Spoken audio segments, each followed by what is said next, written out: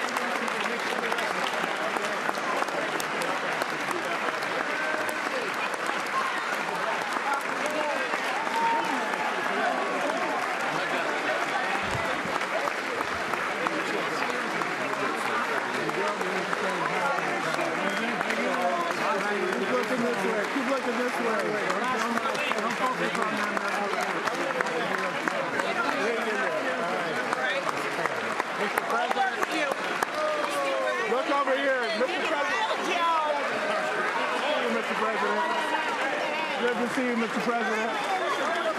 This is about you. This is about the soul of the nation.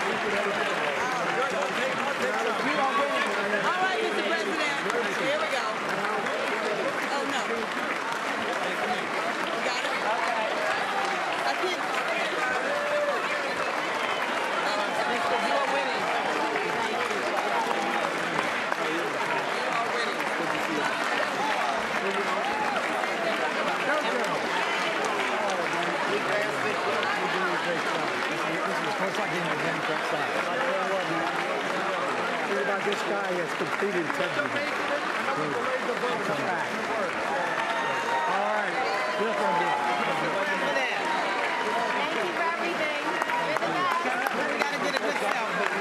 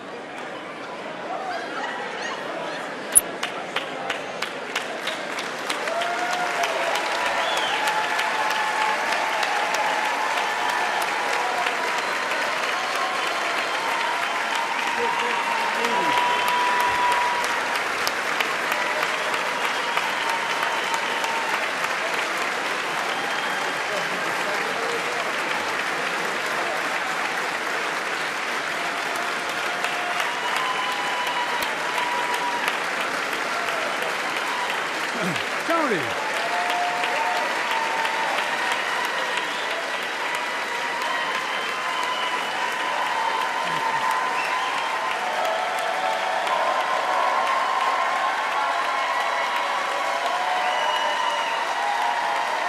Thank you.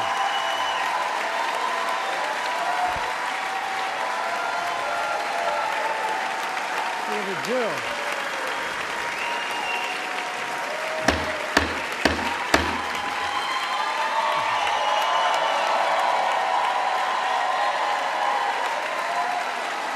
Good evening.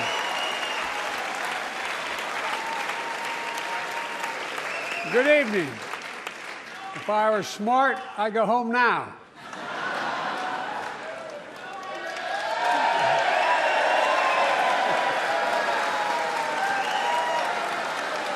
Mr. Speaker, Madam Vice President, members of Congress, my fellow Americans, in January 1941, Franklin Roosevelt came to this chamber to speak to the nation, and he said, I address you at a moment unprecedented in the history of the Union. Hitler was on the march. War was raging in Europe. President Roosevelt's purpose was to wake up Congress and alert the American people that this was no ordinary time. Freedom and democracy were under assault in the world. Tonight, I come to this same chamber to address the nation.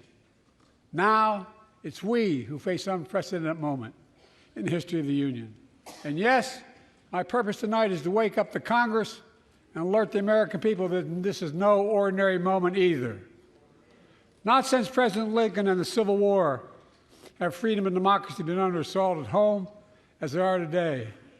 What makes our moment rare is that freedom and democracy are under attack both at home and overseas at the very same time. Overseas, Putin of Russia is on the march, invading Ukraine and sowing chaos throughout Europe and beyond. If anybody in this room thinks Putin will stop at Ukraine, I assure you he will not. But Ukraine can stop Putin. Ukraine can stop Putin if we stand with Ukraine and provide the weapons that it needs to defend itself.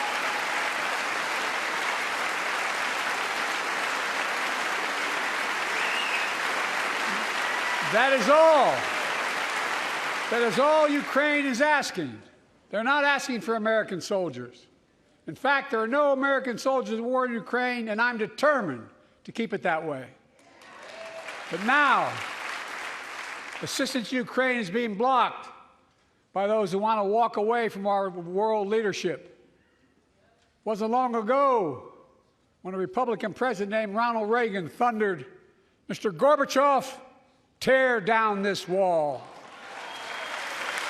Now,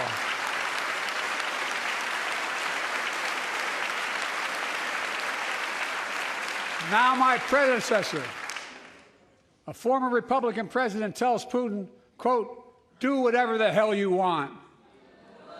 That's a quote. A former president actually said that, bowing down to a Russian leader. I think it's outrageous, it's dangerous, and it's unacceptable.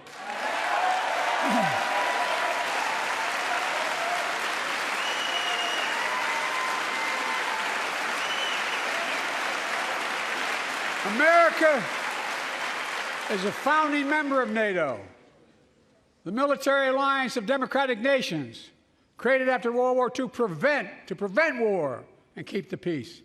And today, we've made NATO stronger than ever. We welcomed Finland to the alliance last year. And just this morning, Sweden officially joined, and their minister is here tonight. I'm going to stand up. Welcome. Welcome, welcome, welcome.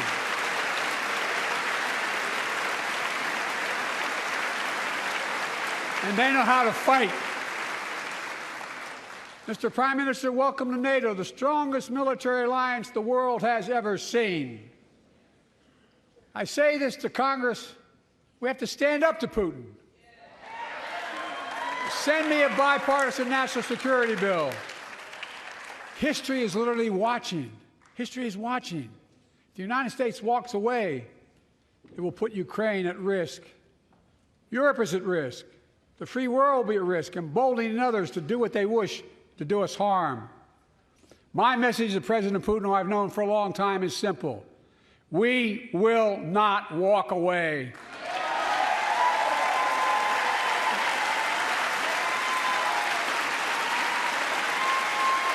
We will not bow down.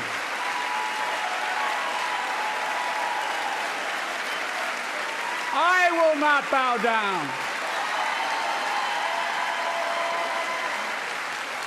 In a literal sense, history is watching. History is watching. Just like history watched 3 years ago on January 6th, when insurrectionists stormed this very Capitol and placed a dagger to the throat of American democracy. Many of you were here on that darkest of days. We all saw with our own eyes the insurrectionists were not patriots. They'd come to stop the peaceful transfer of power, to overturn the will of the people. January 6th lies about the 2020 election and the plots to steal the election posed a gravest threat to U.S. democracy since the Civil War. But they failed. America stood.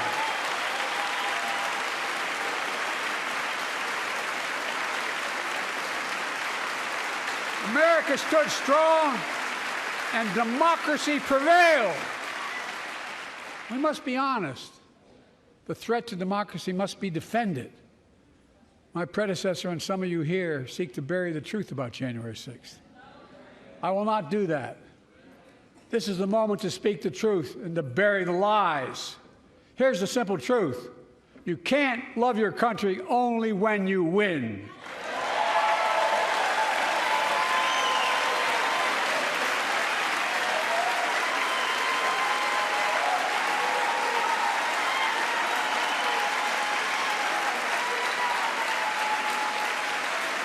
As I've done ever since being elected to office, I ask all of you without regard to party to join together and defend democracy. Remember your oath of office of defending against all threats, foreign and domestic. Respect free and fair elections, restore trust in our institutions, and make clear political violence has absolutely no place in America, zero place. Again, it's not hyperbole to suggest history is watching. We're watching. Your children and grandchildren will read about this day and what we do. History is watching another assault on freedom. Joining us tonight is Latoya Beasley, a social worker from Birmingham, Alabama. 14 months ago, she and her husband welcomed a baby girl thanks to the miracle of IVF. She scheduled treatments to have that second child, but the Alabama Supreme Court shut down IVF treatments across the state, unleashed by a Supreme Court decision overturning Roe v. Wade. She was told her dream would have to wait. What her family had got through should never have happened. Unless Congress acts, it could happen again. So tonight, let's stand up for families like hers. To my friends across the aisle, don't keep this waiting any longer. Guarantee the right to AVF. Guarantee it nationwide.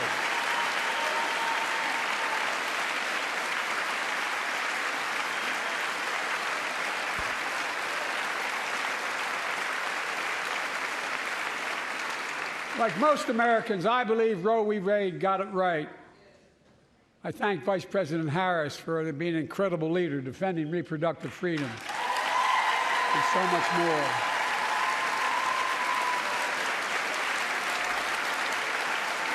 Thank you. My predecessor came to office determined to see Roe v. Wade overturned. He's the reason it was overturned, and he brags about it. Look at the chaos that has resulted. Joining us tonight is Kate Cox, the wife and mother from Dallas. She's become pregnant again and had a fetus of a fatal condition. Her doctor told Kate that her own life and her ability to have children in the future were at risk if she didn't act. Because Texas law banned her ability to act, Kate and her husband had to leave the state to get what she needed. What her family got through should have never happened as well, but it's happening in too many others. There are state laws banning the freedom to choose, criminalizing doctors, forcing survivors of rape and incest to leave their states to get the treatment they need. Many of you in this chamber and my predecessor are promising to pass a national ban on reproductive freedom. My God, what freedom else would you take away? Look, it's a decision to overturn Roe v. Wade. The Supreme Court majority wrote the following, and with all due respect, justices, women are not without electoral power. Electoral or political power. You're about to realize just how much you were right about that.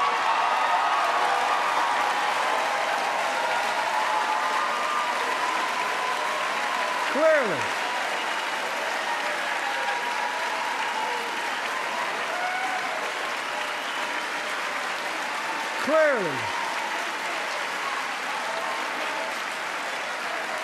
those bragging about overturning Roe v. Wade have no clue about the power of women.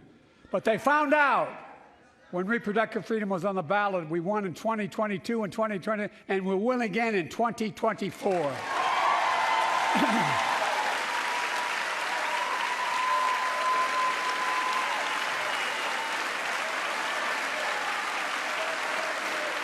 If you, the American people, send me a Congress that supports the right to choose, I promise you, I'll restore Roe v. Wade as the law of the land again.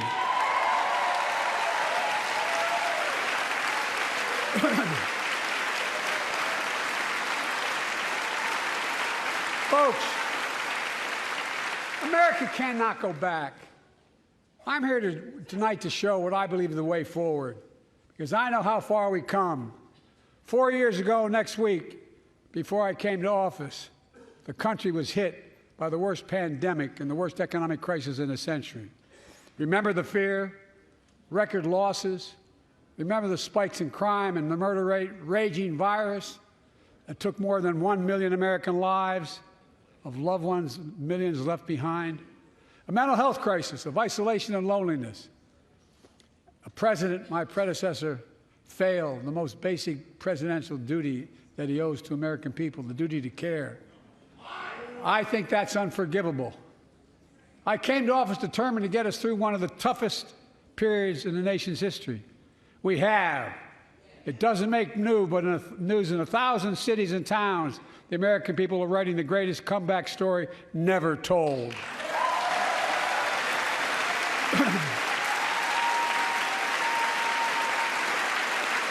So let's tell the story here. Tell it here and now. America's comeback is building the future of American possibilities, building an economy from the middle out and the bottom up, not the top down, investing in all America, in all Americans, to make sure everyone has a fair shot, and we leave no one behind. The pandemic no longer controls our lives. The vaccines that saved us from COVID are now being used to beat cancer, turning setback into comeback.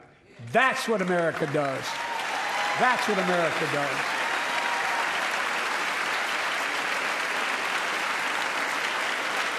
Folks,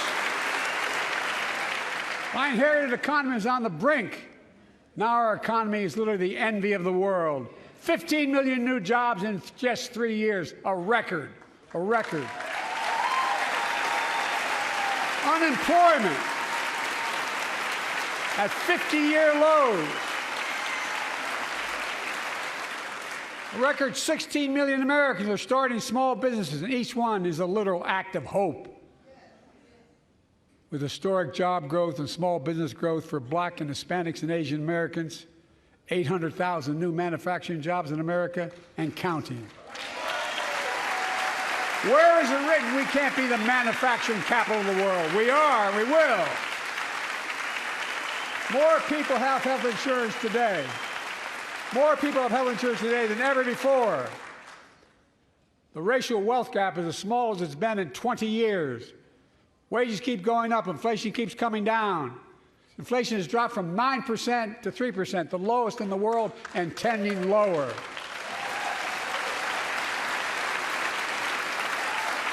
The landing is and will be soft. And now, instead of importing foreign products and exporting American jobs, we're exporting American products and creating American jobs. Right here in America, where they belong.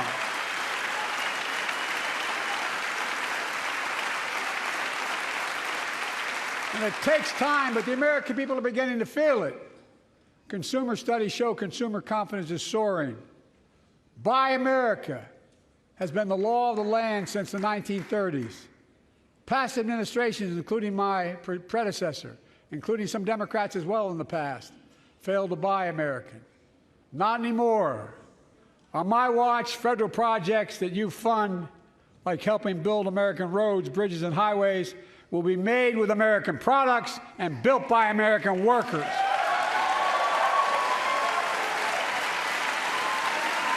Creating good-paying American jobs.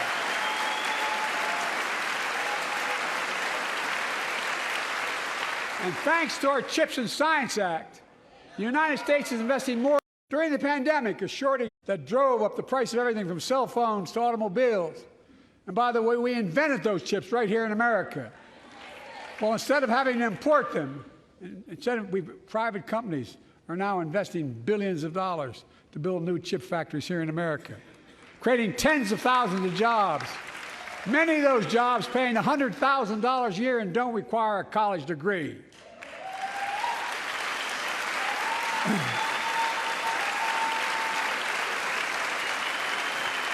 In fact, my policies have attracted $650 billion in private sector investment in clean energy, advanced manufacturing, creating tens of thousands of jobs here in America.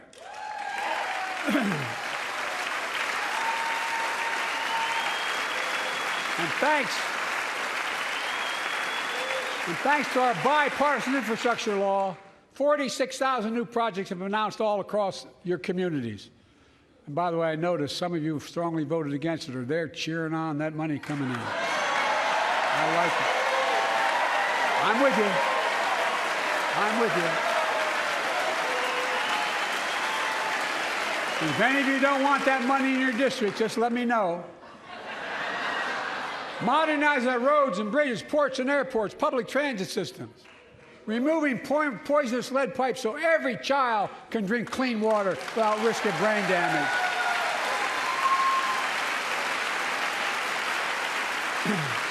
Providing affordable high-speed internet for every American, no matter where you live, urban, suburban, or rural communities, in red states and blue states.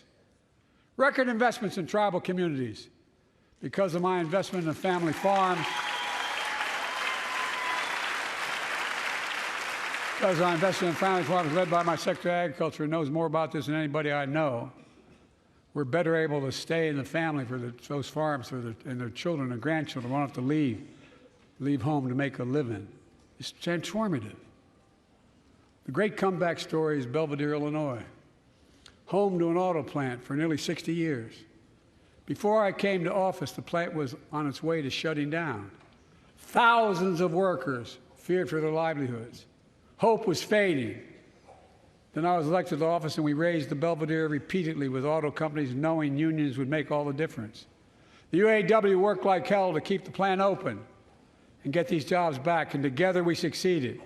Instead of auto factories shutting down, auto factories reopening, and new state-of-the-art battery factories being built to power those cars there at the same.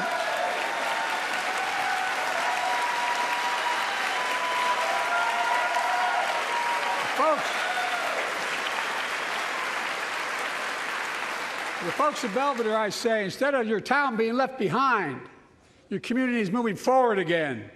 Because instead of watching auto jobs of the future go overseas, 4,000 union jobs with higher wages are building the future in Belvedere right here in America.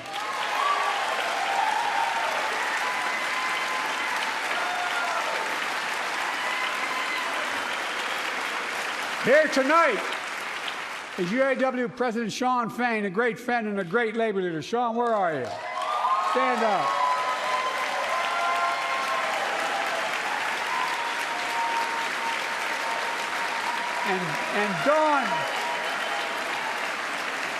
And Dawn Sims, a third-generation worker, UAW worker at Belvedere. Shawn, I was proud to be the first president to stand on the picket line, and today, Dawn has a good job in her hometown, providing stability for her family and pride and dignity as well. Showing once again, Wall Street didn't build America. They're not bad guys. They didn't build it, though. The middle class built the country, and unions built the middle class.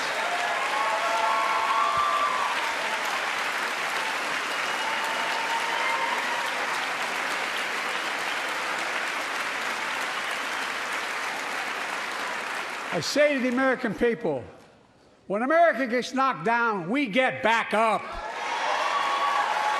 We keep going. That's America.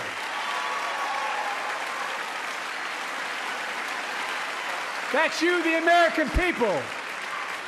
It's because of you America's coming back. It's because of you our future is brighter. It's because of you that tonight we can proudly say the state of our union is strong and getting stronger.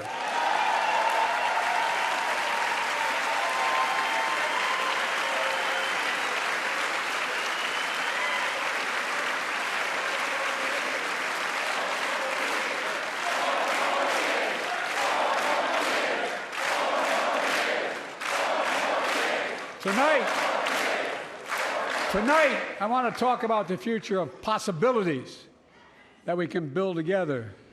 A future where the days of trickle-down economics are over, and the wealthy and the biggest corporations no longer get all the tax breaks. And by the way, I understand corporations. I come from a state that has more corporations invested than every one of your states in the state of the United States combined.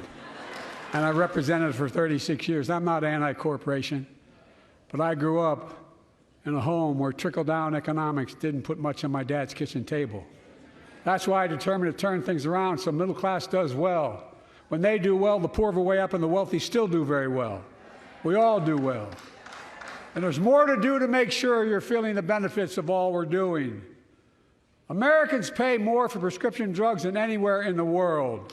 It's wrong, and I'm ending it.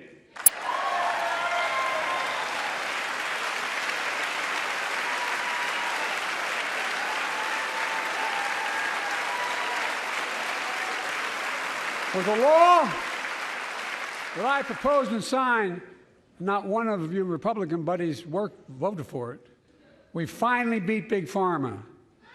Instead of paying $400 a month or thereabouts for insulin with diabetes, and it only costs $10 to make, they only get paid $35 a month now and still make a healthy profit. And but what to do next? I want to cap the cost of insulin at $35 a month for every American who needs it. Everyone.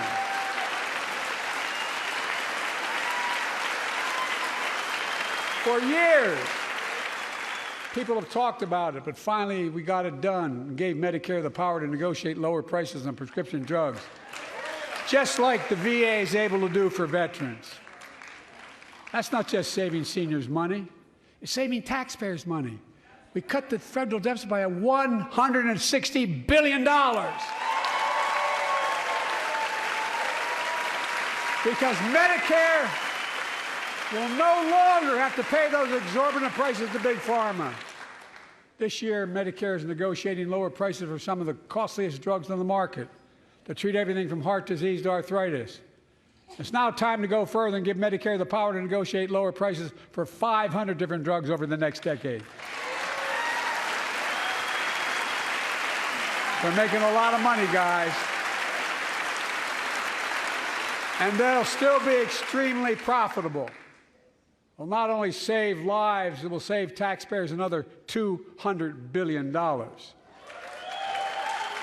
Starting next year, the same law caps total prescription drug costs for seniors on Medicare at $2,000 a year, even for expensive cancer drugs that cost $10,000, $12,000, $15,000. Now I want to cap prescription drug costs at $2,000 a year for everyone. Folks, I'm going to get in trouble for saying that, but if you want to get an Air Force One and fly to Toronto, Berlin, Moscow, well, even Moscow, probably. And bring your prescription with you, and I promise you I'll get it for you for 40% the cost you're paying now. Same company, same drug, same place. Folks, the Affordable Care Act, the old Obamacare, is still a very big deal.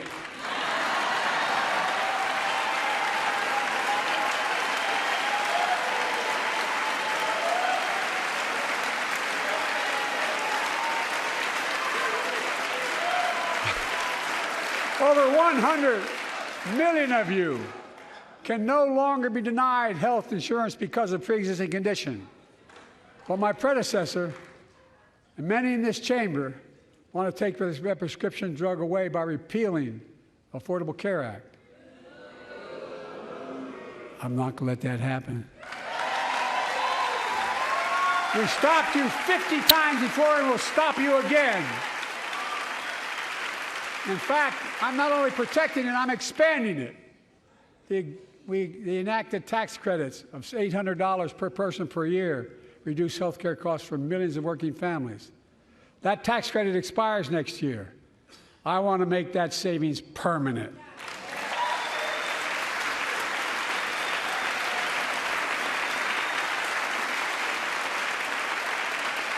To state the obvious, women are more than half our population. But research on women's health has always been underfunded. That's why we're launching the first ever White House initiative on women's health research, led by Jill, doing an incredible job as First Lady.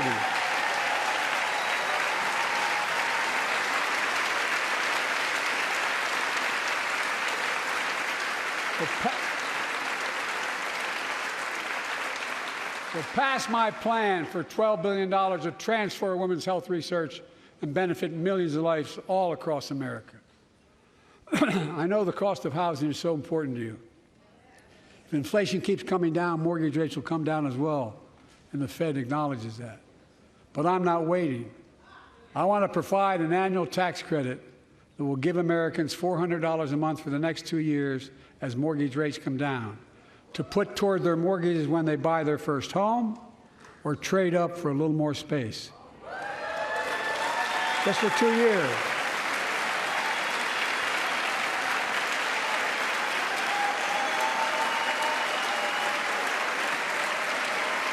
And my administration is also eliminating title insurance on federally backed mortgages.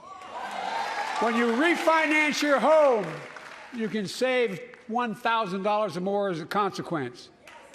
For millions of renters, we're cracking down on big landlords who use antitrust law, who break antitrust laws by price fixing and driving up rents. We've cut red tape so builders can get federally financing, which is already helping build a record 1.7 million new housing units nationwide. Now pass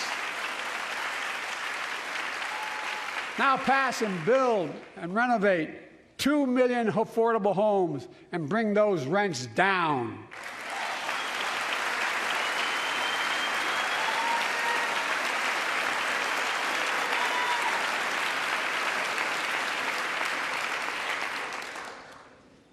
To remain the strongest economy in the world, we need to have the best education system in the world. And I suspect all of you, want to give every child, a good start by providing access to preschool for 3 and 4 years old. You know, I think I pointed out last year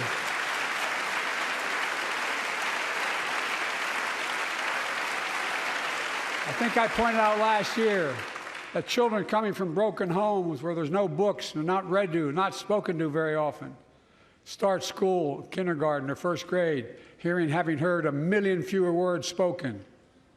Well, studies show that children who go to preschool are nearly 50% more likely to finish high school, go on to earn a 2- and 4-year degree, no matter what their background is.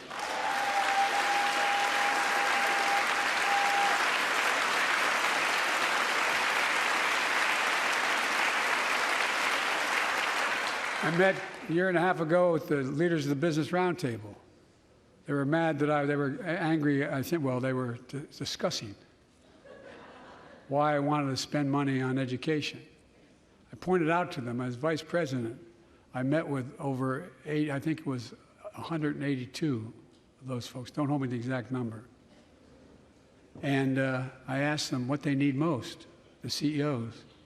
And you've had the same experience on both sides of the aisle. They say a better educated workforce, right? So I looked at them, and I say, I come from Delaware. DuPont used to be the 8th largest corporation in the world. And every new enterprise they bought, they educated the workforce to that enterprise. But none of you do that anymore. Why are you angry with me providing you the opportunity for the best educated workforce in the world? And they all looked at me and said, I think you're right. I want to expand high-quality tutoring and summer learning to see that every child learns to read by 3rd grade.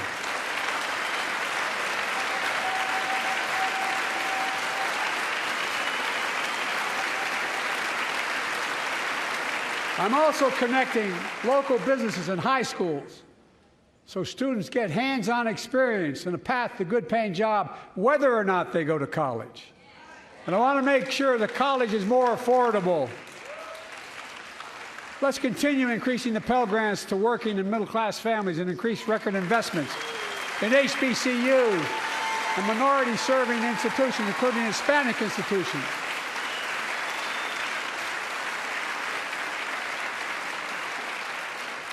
And I was told I couldn't universally just change the way in which we dealt with student loans.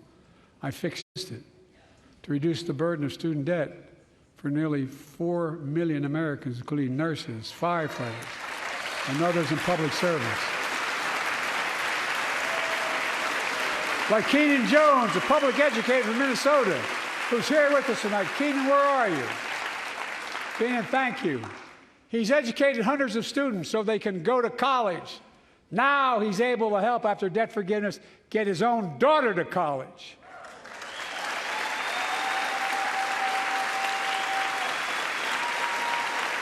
And folks, look, such relief is good for the economy because folks are now able to buy a home, start a business, start a family. While we're at it, I want to give public school teachers a raise.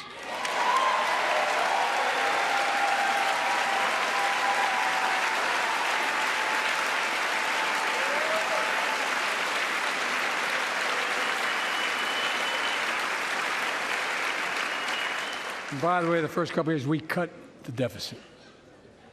Now, let me speak to the question of fundamental fairness for all Americans. I've been delivering real results in fiscally responsible ways. We've already cut the federal deficit. We've already cut the federal deficit over $1 trillion. I signed the bipartisan deal to cut another $1 trillion in the next decade.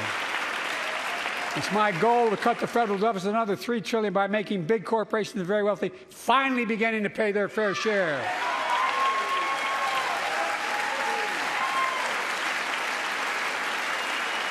Look, I'm a capitalist. If you want to make or can make $1 million or millions of bucks, that's great. Just pay your fair share in taxes. A fair tax code is how we invest things to make this country great. Healthcare, education, defense, and so much more. But here's the deal. The last administration enacted a $2 trillion tax cut, overwhelmingly benefit the top 1%. The very wealthy and the biggest corporation, and exploded the federal deficit. They added more to the national debt than any presidential term in American history.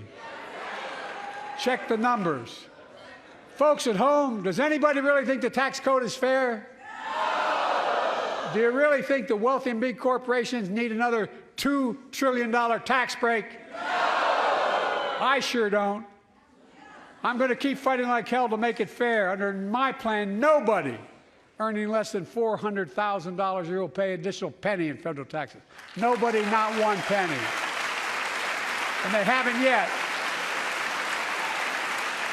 In fact, the child tax credit I passed during the pandemic cut taxes for millions of working families and cut child poverty in half. Restore that child tax credit. No child should go hungry in this country. The way to make the tax code fair is to make big to pay their fair share.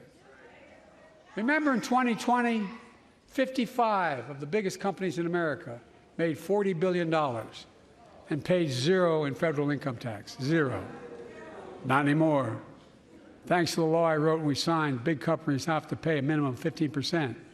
But that's still less than working people pay in federal taxes. It's time to raise corporate minimum tax to at least 21%.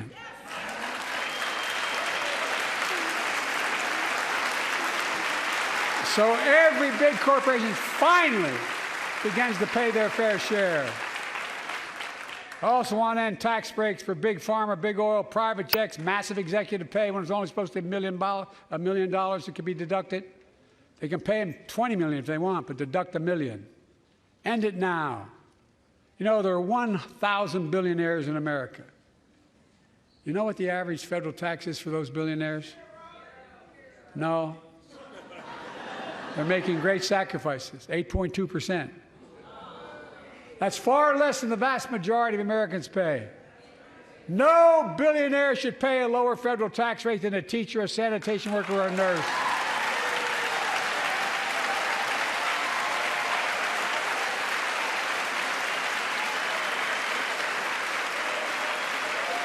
I propose a minimum tax for billionaires of 25%, just 25%. You know what that would raise? That would raise $500 billion over the next 10 years. And imagine what that could do for America. Imagine a future with affordable child care. Millions of families can get what they need to go to work to help grow the economy. Imagine a future with paid leave, because no one should have to choose between working and taking care of their sick family member. Imagine the future of home care and elder care, and people living with disabilities so they can stay in their homes and family caregivers can finally get the pay they deserve. Tonight, let's all agree once again to stand up for seniors. Many of my friends on the other side of the aisle want to put Social Security on the chopping block. If anyone here tries to cut Social Security, Medicare, or raise the retirement age, I will stop you.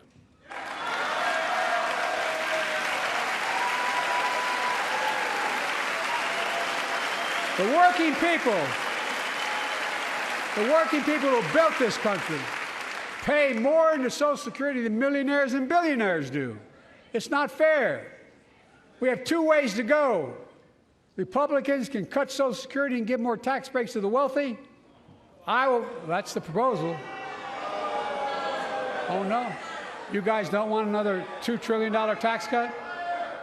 I kind of thought that's what your plan was. Well, that's good to hear. You're not going to cut another $1 billion for the super wealthy. That's good to hear. I'll protect and strengthen Social Security and make the wealthy pay their fair share.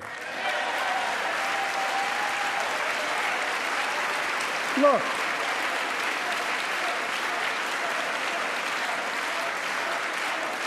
too many corporations raise prices to pad their profits, charging more and more for less and less. That's why we're cracking down on corporations that engage in price gouging and deceptive pricing, from food to health care to housing. In fact, the snack companies think you won't notice if they change the size of the bag and put a hell of a lot fewer, same size bag, put fewer chips in it. No, I'm not joking. It's called shrinkflation. Pass Bobby Casey's bill and stop this. I really mean it.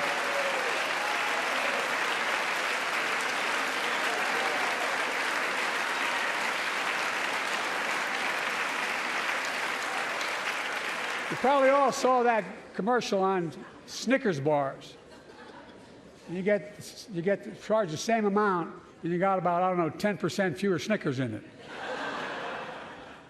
Look, I'm also getting rid of junk fees. Those hidden fees at the end of your bill that are there without your knowledge. My administration announced we're cutting credit card late fees from $32 to $8.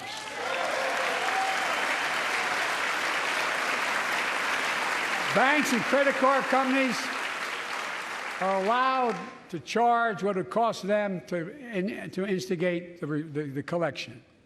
And that's more, a hell of a lot, like $8 and 30-some dollars. They don't like it. Credit card companies don't like it. But I'm saving American families $20 billion a year with all the junk fees I'm eliminating. Folks at home, that's why the banks are so mad. It's $20 billion in profit. I'm not stopping there.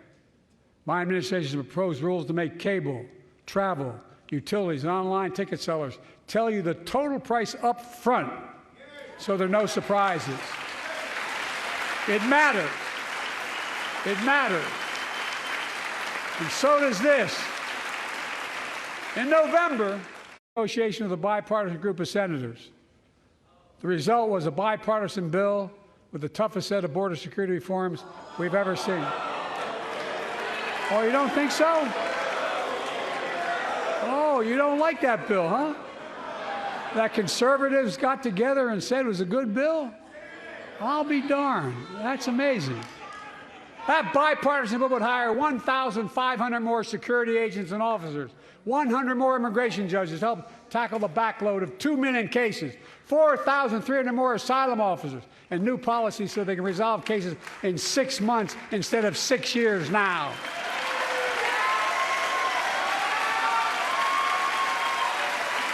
What are you against? 100 more high-tech drug detection machines to significantly increase the ability to screen and stop vehicles smuggling fentanyl into America. That's killing thousands of children. This bill would save lives and bring order to the border. It will also give me and any new president new emergency authority to temporarily shut down the border when the number of migrants at the border is overwhelming. The Border Patrol Union has endorsed this bill. The Federal Chamber of Commerce is, yeah. You're saying low. Look at the facts. I know you know how to read.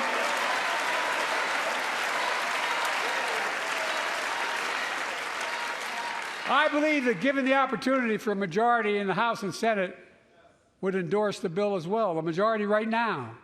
But unfortunately, politics has derailed this bill so far. I'm told my predecessor called members of Congress in the Senate to demand they block the bill. He feels political win, he viewed it as a political win for me and a political loser for him. It's not about him, it's not about me. I'd be a winner, not really.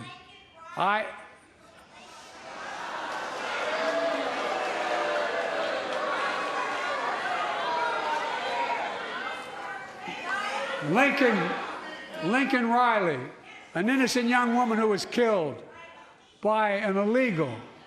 That's right. But how many of the thousands of people being killed are illegals? To her parents, I say, my heart goes out to you, having lost children myself. I understand.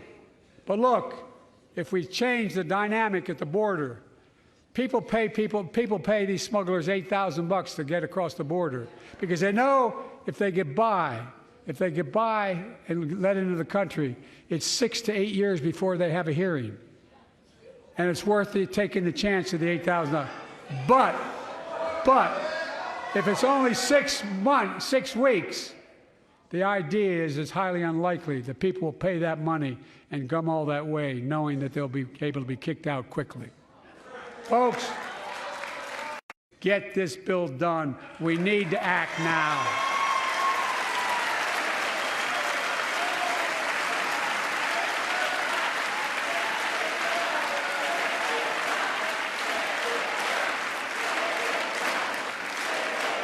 And if my predecessor is watching, instead of paying politics and pressuring members of Congress to block the bill, join me in telling the Congress to pass it. We can do it together. But that's what he apparently here's what he will not do. I will not demonize immigrants saying they are poison in the blood of our country. I will not separate families. I will not ban people because of their faith. Unlike my predecessor on my first day in office, I introduced a comprehensive bill to fix our immigration system. Take a look at it. It has all these and more. Secure the border. Provide a pathway to citizenship for dreamers, and so much more. But unlike my predecessor, I know who we are as Americans. We're the only nation in the world with a heart and soul that draws from old and new. Home to Native Americans, whose ancestors have been here for thousands of years. Home to people of every place, from every place on earth. They came freely. Some came in chains. Some came when famine struck, like my ancestral family in Ireland. Some to flee persecution, to chase dreams that are impossible anywhere but here in America. That's America. And we all come from somewhere, but we're all Americans.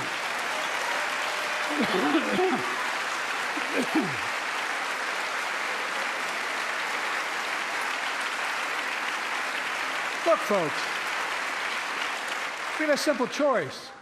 We can fight about fixing the border, or we can fix it.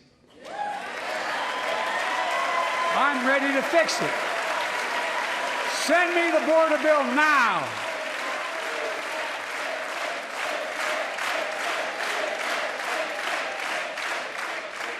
A transformational moment in history happened 59 years ago today in Selma, Alabama. Hundreds of foot soldiers for justice marched across the Edmund Pettus Bridge, named after the Grand Dragon of the Ku Klux Klan, to claim their fundamental right to vote. They were beaten, they were bloody, and left for dead. Our late friend and former colleague, John Lewis, was on that march. We miss him.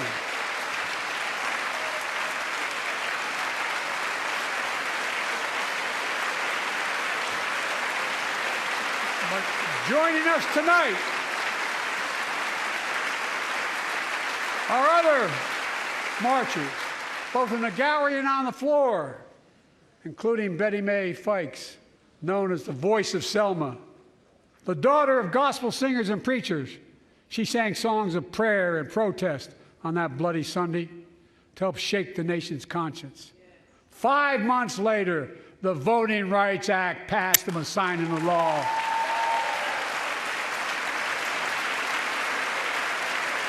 Thank you. Thank you, thank you, thank you.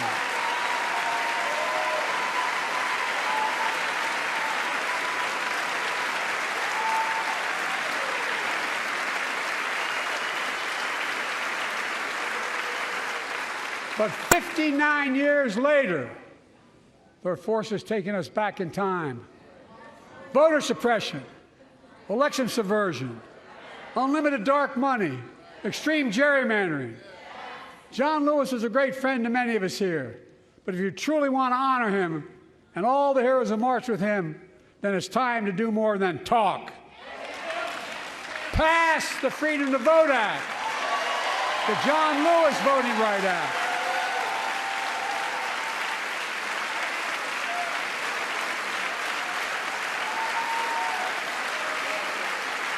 And stop denying another core value of America, our diversity across American life. Banning books, it's wrong. Instead of erasing history, let's make history.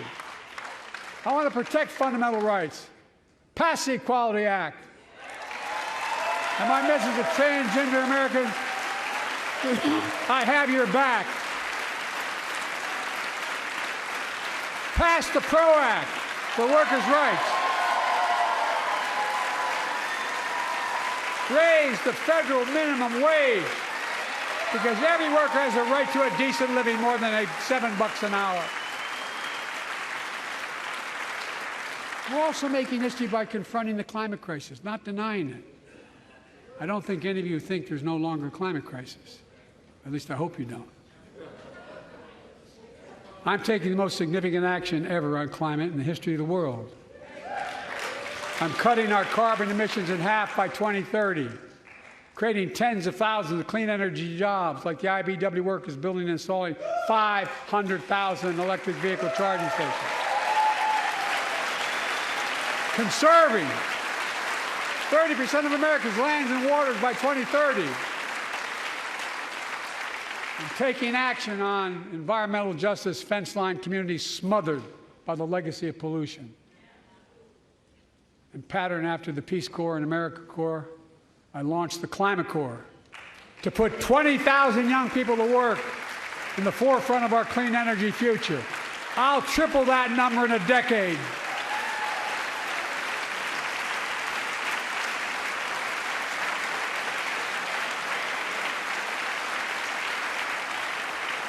To state the obvious, all Americans deserve the freedom to be safe. And America is safer today than when I took office. The year before I took office, murder rates went up 30%. 30% they went up.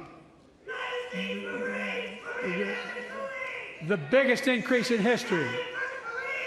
It was then, through my American Rescue Plan, which every American voted against, I might add, we made the largest investment in public safety ever. Last year, the murder rate saw the sharpest decrease in history. Violent crime fell to one of its lowest levels in more than 50 years. But we have more to do. We have to help cities invest in more community police officers, more mental health workers, more community violence intervention. Give communities the tool to crack down on gun crime, retail crime, and carjacking. Keep building trust, as I've been doing by taking executive action on police reform and calling for it to be the law of the land. Directing my cabinet to review the federal classification of marijuana and expunging thousands of convictions for the mere possession, because no one should be jailed for simply using or have it on their record. Take on crimes of domestic violence. I'm ramping up the Federal Enforcement of the Violence Against Women Act that I proudly wrote when I was a senator, so we can finally end the scourge against women in America.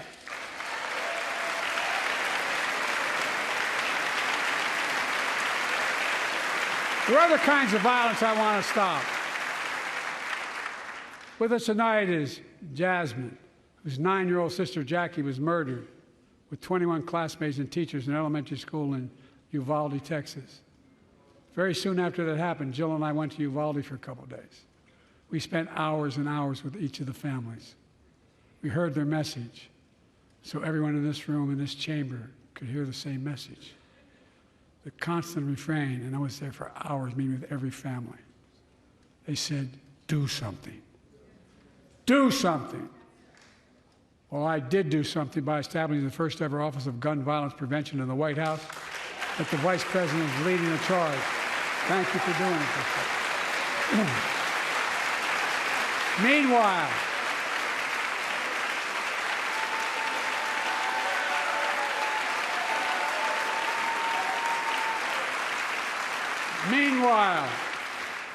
my predecessor told the NRA he's proud he did nothing on guns when he was president. Oh. After another shooting in Iowa recently, he said, when asked what to do about it, he said, just get over it. There's his quote, just get over it. I say, stop it. Stop it, stop it, stop it.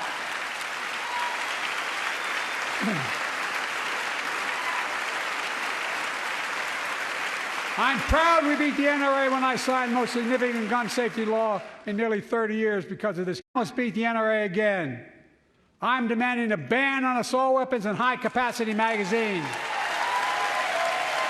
Pass universal background checks. None of this. I taught the Second Amendment for 12 years. None of this violates the Second Amendment or vilifies responsible gun owners. You know, as we manage challenges at home, we're also managing crises abroad, including in the Middle East. I know the last 5 months have been gut-wrenching for so many people, for the Israeli people, for the Palestinian people, and so many here in America. This crisis began on October 7th with a massacre by a terrorist group called Hamas, as you all know. 1,200 innocent people, women and girls, men and boys, slaughtered after enduring sexual violence. The deadliest day for the Jewish people since the Holocaust, and 250 hostages taken. Here in this chamber tonight are families whose loved ones are still being held by Hamas. I pledge to all the families that we will not rest until we bring every one of your loved ones home. We also we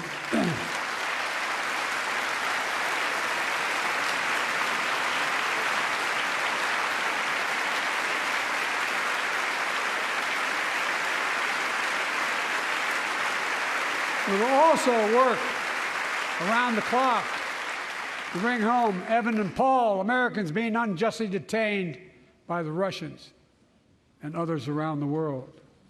Israel has the right to go after Hamas. Hamas ended this conflict by releasing hostages, laying down arms, could end it by releasing the hostages, laying down arms, and surrendering those responsible for October 7th. But Israel has Israel has an added burden because Hamas hides and operates among the civilian population like cowards, under hospitals, daycare centers, and all the like. Israel also has a fundamental responsibility, though, to protect innocent civilians in Gaza.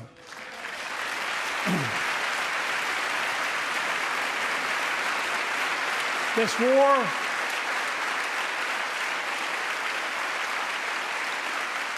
has taken a greater toll on innocent civilians than all previous wars in Gaza combined. More than 30,000 Palestinians have been killed, most of whom are not Hamas. Thousands and thousands of innocent women and children, girls and boys, also orphaned. Nearly 2 million more Palestinians under bombardment or displacement. Homes destroyed, neighborhoods in rubble, cities in ruin. Families without food, water, medicine. It's heartbreaking. I've been working nonstop to establish an immediate ceasefire that would last for 6 weeks to get all the prisoners released, all the hostages released, to get the hostages home and ease the intolerable and humanitarian crisis and build toward an enduring, something more enduring. The United States has been leading international efforts to get more humanitarian assistance to Gaza.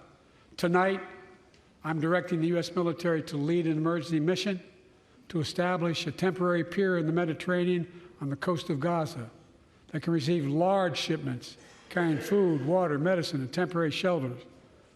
No U.S. boots will be on the ground. A temporary pier will enable a massive increase in the amount of humanitarian assistance getting into Gaza every day.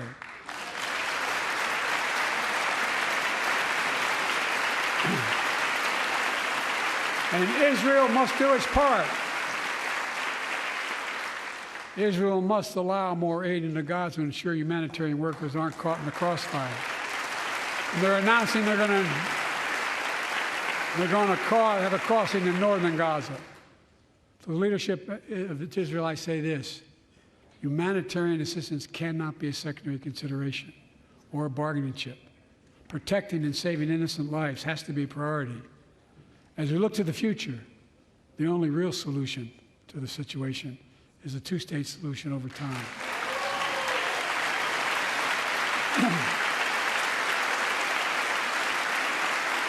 And I say this as a lifelong supporter of Israel. My entire career, no one has a stronger record with Israel than I do. I challenge any of you here. I'm the only American president to visit Israel in wartime. But there is no other path that guarantees Israel's security and democracy. There is no other path that guarantees Palestinians can live in peace with peace and dignity. And there's no other path that guarantees peace between Israel and all of its neighbors, including Saudi Arabia, with whom I'm talking. Creating stability in the Middle East also means containing the threat posed by Iran. That's why I built a coalition of more than a dozen countries to defend international shipping and freedom of navigation in the Red Sea. I've ordered strikes to degrade the Houthi capability and defend U.S. forces in the region. As Commander-in-Chief, I will not hesitate to direct further measures to protect our people and our military personnel.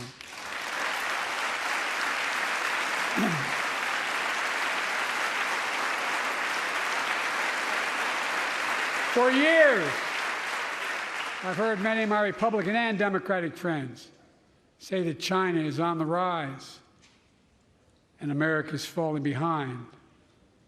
They've got it backwards. I've been saying it for over 4 years, even when I wasn't president. America's rising. We have the best economy in the world. And since I've come to office, our GDP is up, our trade deficit with China is down to the lowest point in over a decade. And we're standing up against China's unfair economic practices. We're standing up for peace and stability across the Taiwan Straits. I've revitalized our partnership and alliance in the Pacific. India, Australia, Japan, South Korea, Pacific Islands. I've made sure that the most advanced American technologies can't be used in China, not allowing to trade them there. Frankly, for all this tough talk on China, it never occurred to my predecessor to do any of that. I want competition with China, not conflict. And we're in a stronger position to win the conflict of the 21st century against China than anyone else, for that matter, than any time as well. Here at home, I've signed over 400 bipartisan bills. But there's more to pass my unity agenda. Strengthen penalties on fentanyl trafficking. You don't want to do that, huh? Pass bipartisan privacy legislation to protect our children online. Harness the promise of AI to protect us from peril. Ban AI voice impersonations and more. And keep our truly sacred obligation to train and equip those we send into harm's way and care for them and their families when they come home and when they don't.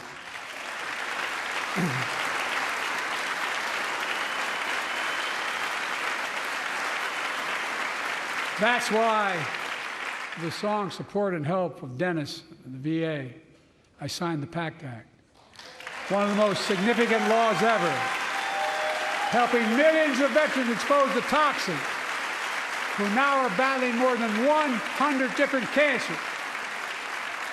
Many of them don't come home, but we owe them and their families support. We owe it to ourselves to keep supporting our new health research agency called ARPA-H, and remind us that we can do big things, like end cancer as we know it, and we will.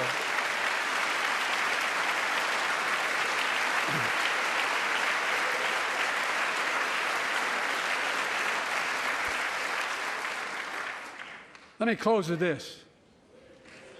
Yay.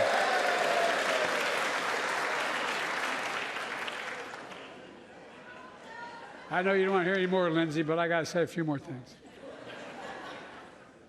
I know it may not look like it, but I've been around a while. When you get to be my age, certain things become clearer than ever. I know the American story. Again and again, I've seen the contest between competing forces in the battle for the soul of our nation, between those who want to pull America back to the past and those who want to move America into the future. My lifetime has taught me to embrace freedom and democracy, a future based on core values that have defined America: honesty, decency, dignity, equality, to respect everyone, to give everyone a fair shot, to give hate no safe harbor. Now, other people my age see it differently. The American story of resentment, revenge, and retribution, that's not me. I was born amid World War II, when America stood for the freedom of the world. I grew up in Scranton, Pennsylvania, and Claymont, Delaware, among working-class people who built this country. I watched in horror as two of my heroes, like many of you did, Dr. King and Bobby Kennedy, were assassinated. And their legacies inspired me to pursue a career in service. I left the law firm, became a public defender because my city of Wilmington was the only city in America occupied by the National Guard after Dr. King was assassinated because of the riots. And I became a county councilman almost by accident. I got elected to the United States Senate when I had no intention of running at age 29. Then vice president to our first black president. Now president to the first women vice president.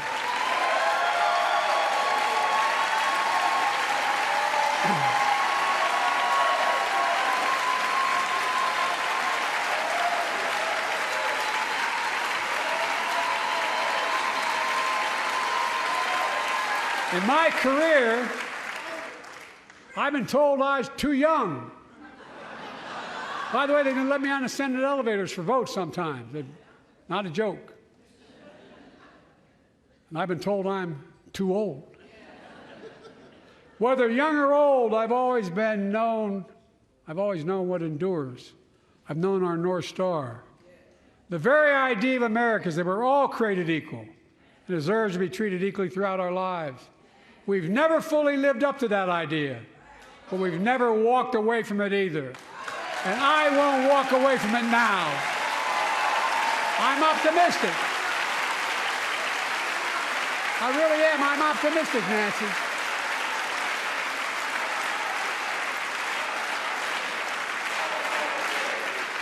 My fellow Americans, the issue facing our nation isn't how old we are, it's how old are our ideas. Hate, anger, revenge, retribution are the oldest of ideas. But you can't lead America with ancient ideas that only take us back. You lead America, the land of possibilities. You need a vision for the future and what can and should be done. Tonight you've heard mine. I see a future where defending democracy, you don't diminish it. I see a future where we restore the right to choose and protect our freedoms, not take them away. I see a future where the middle class finally has a fair shot and the wealthy have to pay their fair share in taxes.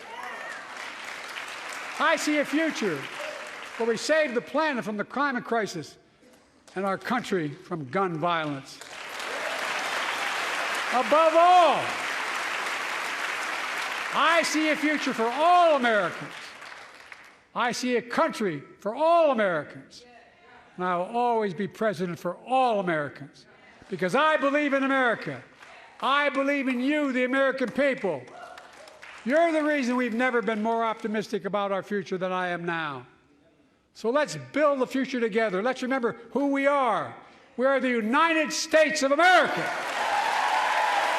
And there is nothing beyond our capacity when we act together. God bless you all, and may God protect our troops. Thank you, thank you, thank you.